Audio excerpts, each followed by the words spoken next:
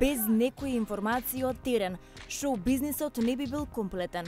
Тоа најдобро го знаат фоторепортерите кои постојано се изложени на ризик од веќе дадената задача.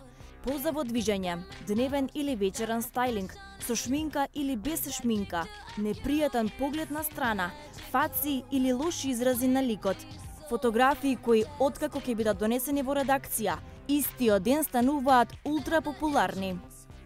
Од кој медиум сте вие? Чао, из Блица. Из Блица. Да. Дали имате некакви проблеми со големите балкански звезди кога вие ги фотографирате?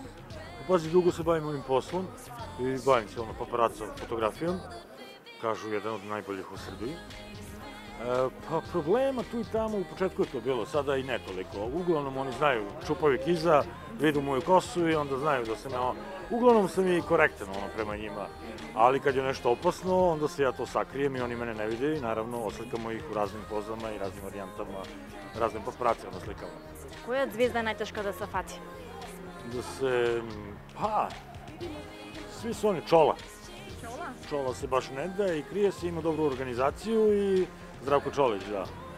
Baš ga nema, teško ga je uhvatiti, ali za mene ne predstavlja ništa problem kad dobijem zadatak iz redakcije.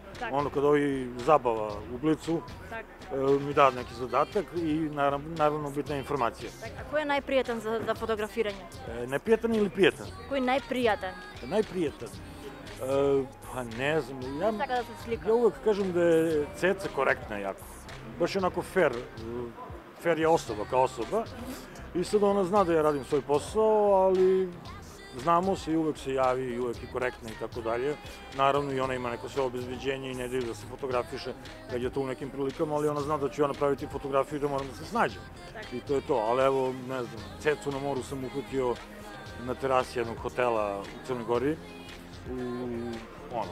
u Brushalteru i neko Badem Mantilu, to je bilo pre 3-4 godine i to je možda najozbiljniji njen paparac gde se tako uhvaćeno Ceca, I ona na kraju saznala da sam ja tu sliku, ništa žena nije rekao ti radi kao Kiza svoj posao, ja ću svoj i to je to. Da li je rizičan po život ova работа? Pa nije po život, nije po život. Заканувала? Šta? Da li bi se zakанувала? Šta je zakanuvala? Pretnja.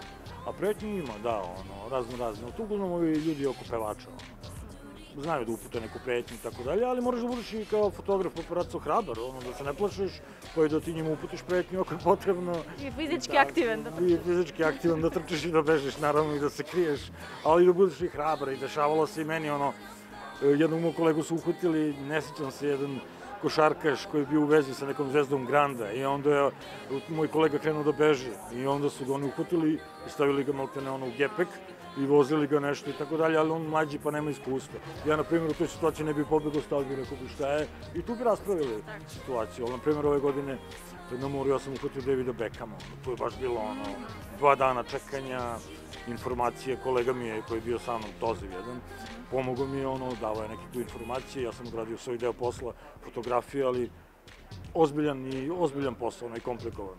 Hvala vam puno. Hvala i vama. Pozdrav za Makedoniju. Ćao. Јавните личности се постојано под будно око. Каде и да се појават, се чини дека не може да побегнат од папараците, додека Карлеуша постепено станува гений како се бега од гладните објективи.